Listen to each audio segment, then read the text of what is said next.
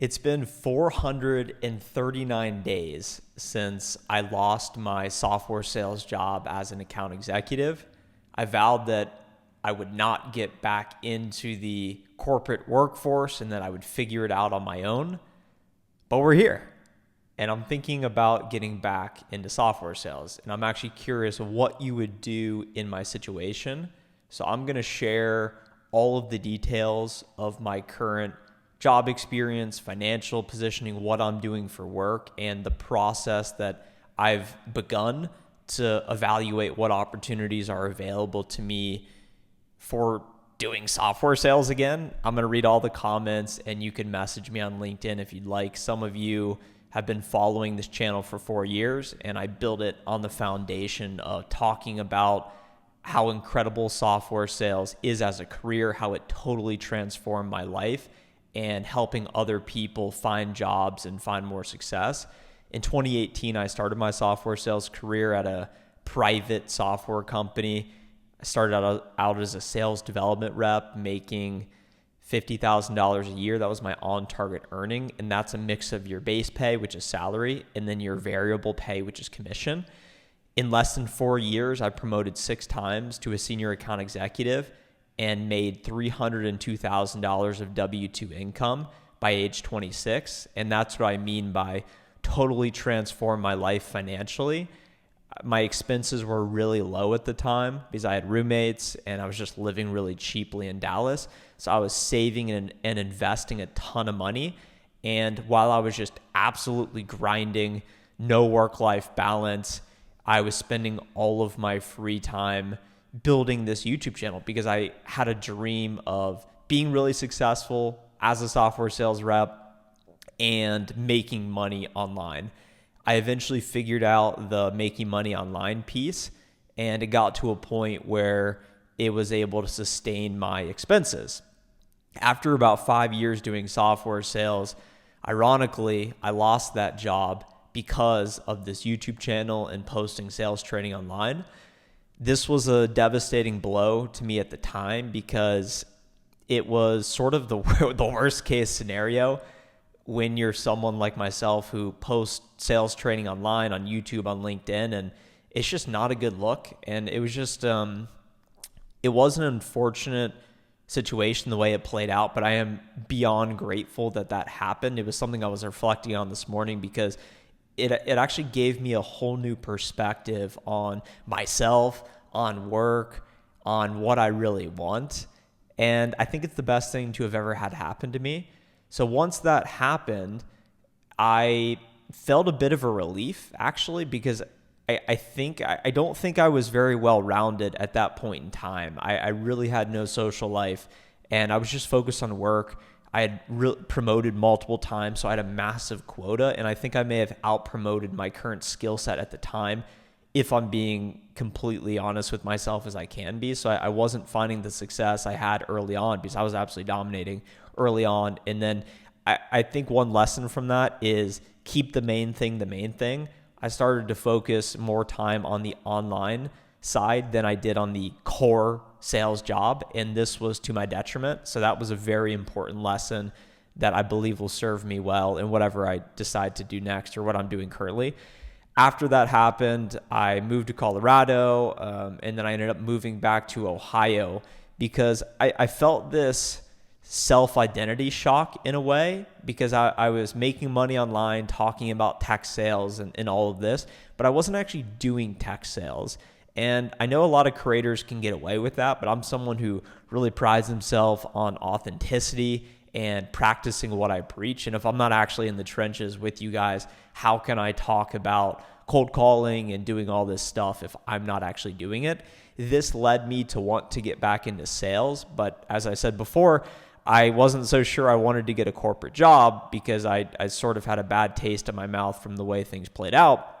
And it just so happens that my family has a small business, small wholesale business. So I moved back to Ohio to get involved with that. And it's been an incredible experience working side by side with my parents. I feel super lucky that I get the opportunity to have that type of relationship with them where I'm still the son, but also now I'm colleague, coworker, working with them on these deals, existing customers. We've went to a few sales conferences, my dad and I, and those have been really special experiences. I have found success doing it, although those of you who have watched my live cold calling videos, calling through Apollo for the family business, haven't set a lot of meetings doing that, but I have made 2,800 calls on my own. We don't have a website. I have implemented all of my own tech and find all of my own accounts. I've managed to close a Fortune 500 net new logo. That is the largest deal in the 18-year company history. So that's significant. That's going to be a really large commission. We're still working on actually implementing and delivering the product. But I don't necessarily feel a passion for what I'm doing. I wish I could say I could fake it, but I just intuitively and emotionally don't really feel the connection to the work. Although I do love the autonomy, the belief that I could build it into something great. But the bottom line is I really feel pulled towards enterprise software, and that's why I'm considering getting back into software sales. The steps I've taken so far is that I've built a list of companies with offices here in Austin and a few very selective startups that are fully remote or and then also large public companies that have remote offerings, because I find myself living downtown Austin, Texas.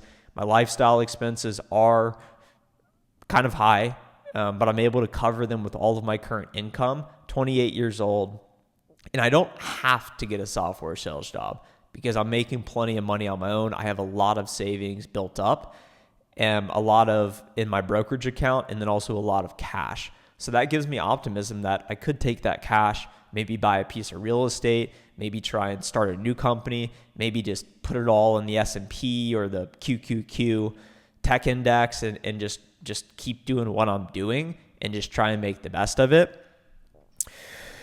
But I just feel this call to getting back into software sales. I really want to be in an office surrounded by highly motivated, highly competent people in a fast-moving place that I can make a lot of money in and that I feel like my skill set and interest align to. And that's why I'm feeling the pull to getting back into software sales. And as I think about what I want, I just want to become a great enterprise account executive. I don't necessarily care about leadership right now. I don't care about anything other than just selling software, becoming a great enterprise account executive. So that's sort of what I want, but I'm kind of scared to go for it because I know the sacrifices that will be required to achieve that. So that's why I wanted to talk about what I'm thinking about, what I'm going through. I don't have all the answers. And hopefully this is useful to some of you as you think about what you want in your lives and careers. I read the statistic that there's a large majority of 18 to 24-year-old people in the U.S. that have reported no income whatsoever or salary. So I think a lot of young people are struggling with what to do, with mental health issues, with not feeling valued at work. You have these gig opportunities. So I feel super fortunate that I was able to start my career in software sales for the first 5 years, build a strong financial base, gain skills that employers want, and set myself up to do what I'm doing now. So I'm super grateful for that. But with that being said, I am dipping my toes in the water. I made a list of companies that I could see myself at. And rather than just directly applying through the front door to all these companies, I've really taken a meticulous approach of networking my way in with mutual connections or reaching out to people on LinkedIn. I'm incredibly excited that I do have a meeting with a sales leader at a company that I could see myself at this Friday. So we'll see where that goes. I'm excited to learn more and share more about me to see if it could be a good fit. But with that being said, that's what's on my mind. That's as honest as I can be. I'm thinking about getting back into software sales. The question is, should I actually get back into software sales?